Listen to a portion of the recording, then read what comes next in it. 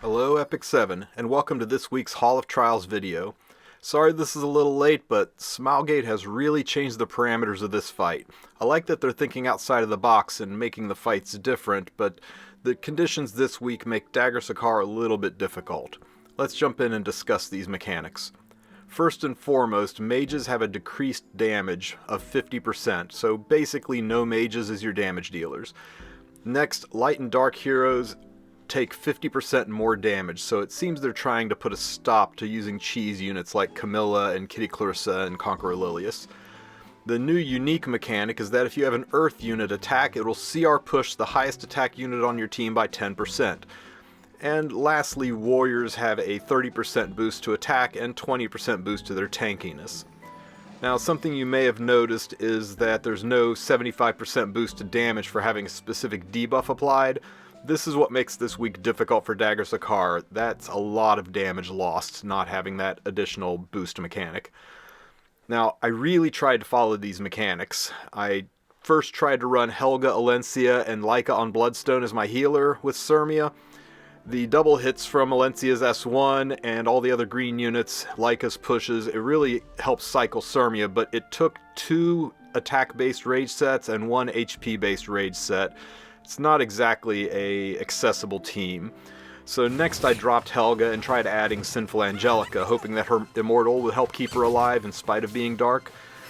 This team likewise barely squeaked into Dagger, but it was 1 less rage set.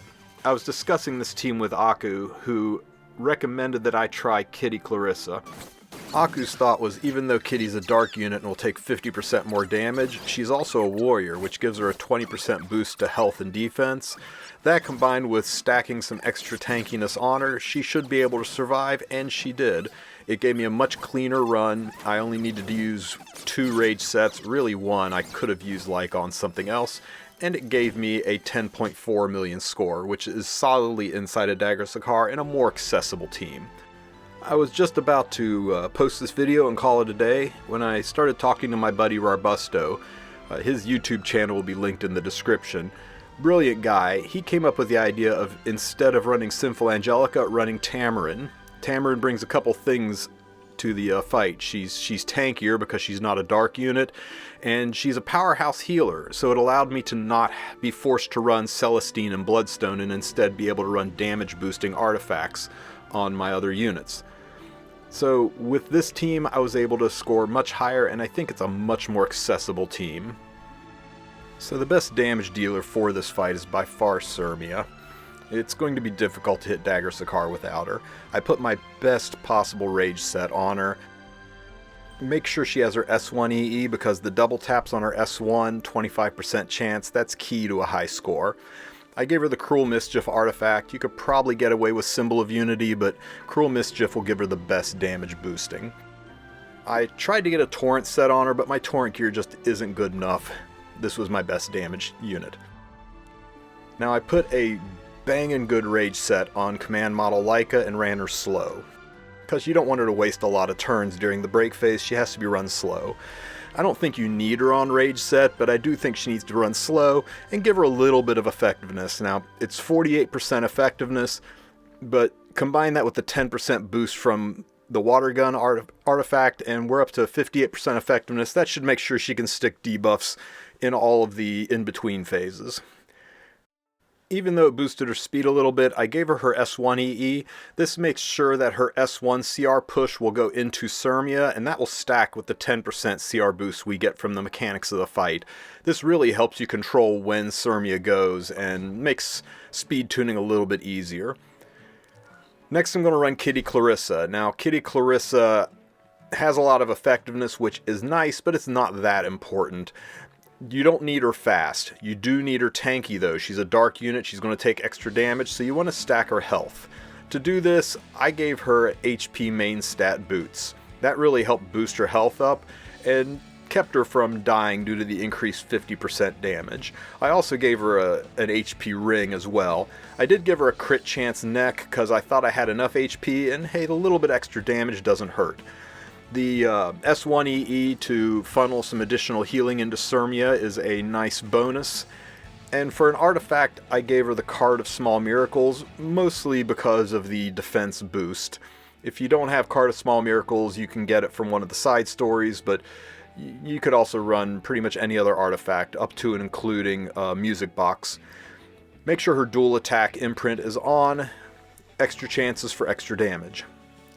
And last is Tamarin. I did not do anything to change my Tamarin except her artifact.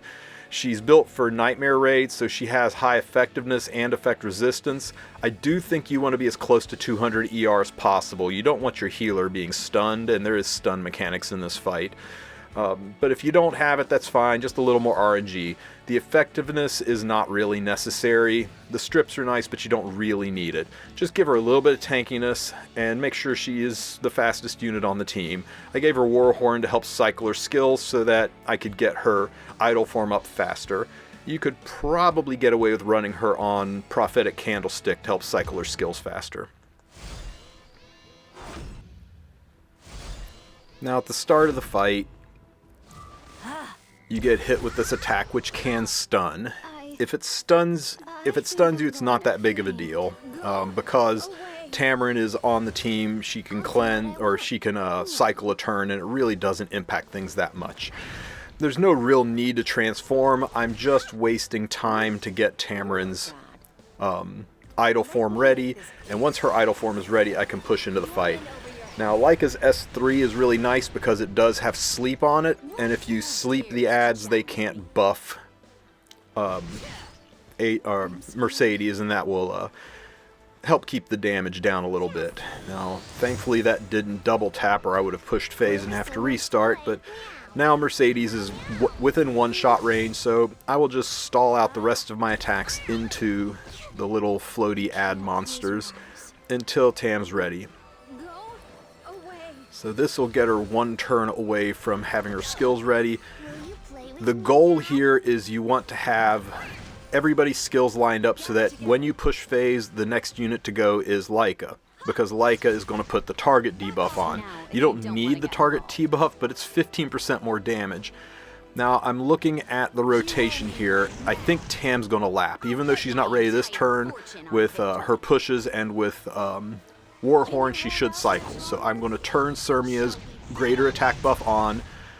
We'll toss this S3 into an ad because we're not ready to push phase yet.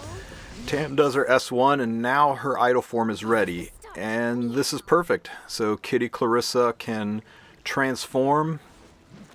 I'm still not ready to push phase. I want Tamarin to be the one that pushes phase. So I'll just yeah, I don't want to push phase yet, so we'll just hit one of the ads up front. Tamarin can transform.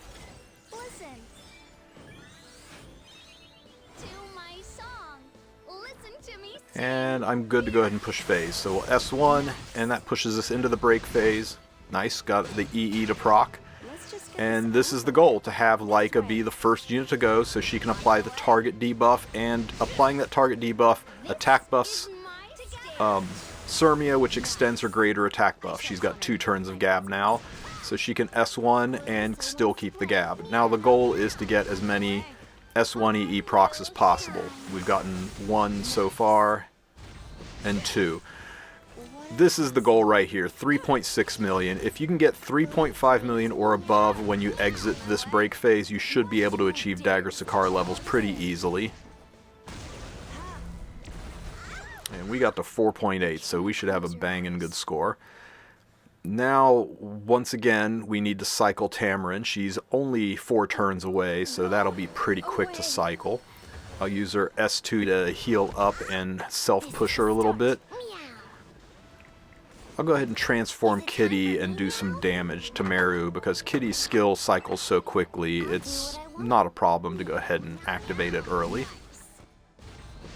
Nice, got a double tap. We'll go ahead and try to put those ads to sleep so they can't steal buffs. Nice, they sleepin'. So I can safely hit Meru here. Shall we get going? Not ready for Gab yet, so we'll stall for a round on that. Okay, we are just about 1 round away, so it's time to line up everybody's skills. Tamarin's ready to transform. Laika is ready with her S2. Surmi is ready with her S2. The only person who's lagging behind is Kitty. So I'm going to go ahead and stall for a little bit to try to get Kitty's skills ready and to get the perfect lineup for Laika. So even though Surmia's transform is ready, the timing's not right. I don't have Gab on Surmia yet. Laika is completely out of order, so we're going to stall for a little bit here. It's one of the advantages of Tamarin on this team is she gives us the luxury to delay until we get the unit order to be ideal. So I'll go ahead and chip down Mercedes with Laika a little bit here. Oof, I'm glad that dual attack wasn't with Surmia. That would have bricked the whole run. Okay. We're looking pretty good here. Tamarin should be able to cut. Yeah, I think this is going to work out just fine.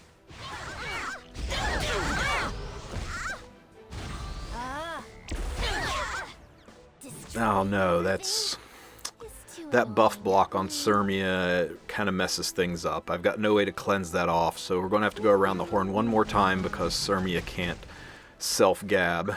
And I missed my strip too, so we're going to take some pretty heavy damage from this attack buffed Mercedes. I'm scared. Okay, we're still not in a position where we can transform, and all I have is a small heal. Let's just get this over with. Just chip down Mercedes a little bit more. Hopefully this doesn't wipe my team. Yikes, that was a lot of damage. But the position looks good. I'll go ahead and transform Kitty. I think we've got the speed tuning where we need it to be now. So we'll ditch this attack and do an add. This will let Tamarin transform, and she can push up the entire team. Do my song. I'll do my best.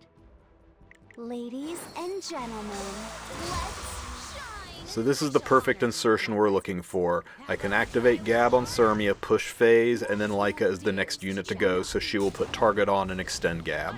That's the combo you're trying to achieve. Gather together. So we push phase, Laika applies target and extends the greater attack buff on Surmia to 2 turns, and now we're just looking for the double hits. So far 2 hits, no doubles. 3 hits, no doubles. Come on, wake up, Surmia. Finally, okay. I was getting worried there. Still a little below average on our double hits. 25% chance for it to proc. And we've only gotten 1 off out of about 7 or 8 attacks so far. This is the start. Meow. Here. Meow. Nice. You can't. Oh my god. Dual attack? Hey, we got a dual attack. And into a double hit, which saved the run. Still below average, but that gets us to where I wanted to be on the score. It's too bad that phase 2 was so low RNG on Surmia's dual attacks or double hits, or this would have been a much, much higher score. I'll bet my entire fortune on victory. But we take it, 10.3 million. Now it's just, oh, now you're double attacking. Good job, Surmia. Way to go. Still, this team is pretty stable. I don't really see a way you can fail to get to completion, and we're well above the 9 million Dagger Sicar threshold, so I'll be happy with what we got. I do think the lack of double hits in the last stage is going to cost me the #1 spot, though. Let's just get this over with. So, no chance of target due to immunity, but we'll take the S1. Hey, look, Surmia double attacked again. Good lord. Surmia's S3 is ready, so I'm just going to use the S2 for a little bit of chip damage, and then we can finish it off with a really big hit. I shall honor you with my presence. Surmia activates Gab, drops her S3, Who dares to challenge no mercy? In a real fight. and that gets us up to 11.68 million. I think I'm just about 100k shy of the #1 spot now.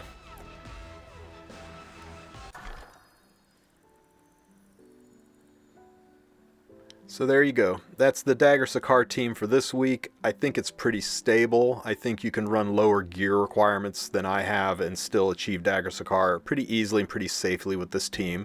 Hopefully it helps you bang it out this week. Remember that this weekend is a free unequip event, the regularly scheduled monthly one, so you may want to wait on this until the end of the week so that you can unequip and re-equip your units for free and push for that super high score. If you have any questions, ask them in the comment section. Thanks again to Aku and Rarbusto for helping me forge these teams. And as always, don't forget to like and subscribe. Have a great week, everybody.